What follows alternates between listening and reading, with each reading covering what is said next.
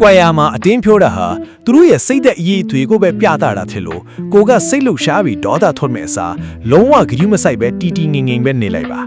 ကိုကဘာမှမဖြစ်သလိုပုံမှန်အတိုင်းပျော်ပျော်ရွှင်ရွှင်ဖြတ်တန်းပြခြင်းကပဲအတင်းပြောသူတွေကိုအထီးရောက်ဆုံးနဲ့အပညာသားအပါဆုံးတုံ့ပြန်လိုက်ခြင်းဖြစ်ပါတယ်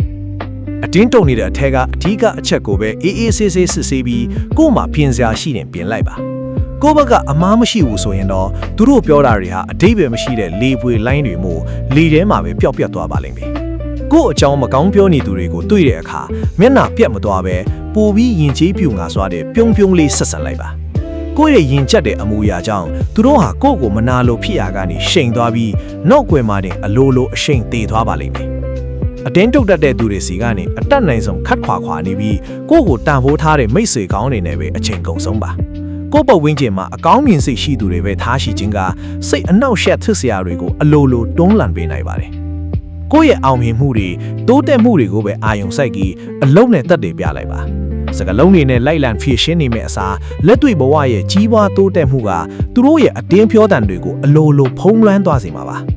သူတို့ကကိုယ့်အကြောင်းမကောင်းတဲ့တွေလွှင့်နေရင်တောင်ကိုယ့်ဘက်ကသူတို့အကြောင်းကိုဘာမှပြန်မပြောဘဲရင်ငုံမှုပိတ်နေလိုက်ပါကိုကပါလိုက်ပြောရင်သူတို့နဲ့အဆင့်တန်းတူသွားမှာဖြစ်လို့နှုတ်ဆက်နေခြင်းဖြင့်ကိုယ့်ရဲ့ဂုဏ်သိက္ခာကိုမြင့်တင်တာအတင်းပြောတာကိုကြားလိုက်တဲ့အခါစိတ်တုံမဲ့အစားသူတို့ခပြငါအကြောင်းပြောရလောက်အောင်ကိုဘဝထက်ငါဘဝကိုပိုစိတ်ဝင်စားနေကြတာပဲလို့တနာစိတ်မွေးလိုက်ပါဒီလိုအသွေးအခေါ်ပြောင်းလဲလိုက်ခြင်းကကိုယ်စိတ်ကိုအေးချမ်းစေပြီးစိတ်ကံရမရအောင်ကာကွယ်ပေးပါတယ်သူတို့ပြောတာတွေဟာတကယ်မဟုတ်ကြောင်းလိုက်လံဖြီးရှင်းနေရင်ပြဿနာကပိုကြီးထွားလာတတ်ပါတယ်အမှန်တရားဟာအချိန်ကံရဲ့အလိုလိုပေါ်လာမှာဖြစ်လို့အချိန်ကုန်ခန်းထိလိုက်လံစင်ကြေပေးနေစရာမလိုပါဘူးသူတို့ပြောတဲ့စကားလုံးတွေထဲကအမားတွေကိုလိုက်လံခြေပတ်မယ်အစားကိုယ့်ရဲ့ကောင်းမွန်တဲ့ဇယိုက်လက္ခဏာတွေကိုပဲအမြဲထိမ့်သိမ်းထားပါကိုယ့်ရဲ့ရိုးသားဖြောင့်မတ်မှုကိုမြင်တွေ့နေရတဲ့တခြားသူတွေကအတင်းဖြောသူတွေရဲ့စကားကိုယုံကြည်ကြမှာမဟုတ်ပါဘူးကိုယ့်အကြောင်းကွဲရမှာအတင်းဖြောနိုင်တယ်ဆိုတဲ့ကလေးကကိုဟာသူတို့ထက်ခြေလန်းတလန်းတာနေလို့ပဲဖြစ်ပါတယ်ဒါကြောင့်အတင်းဖြောတာကိုအာယုံမထားပဲကိုယ့်ရဲ့ရည်မှန်းချက်ပန်းနိုင်စီကိုပဲအားအင်အပြည့်နဲ့ဆက်လက်လျှောက်လန်းပါ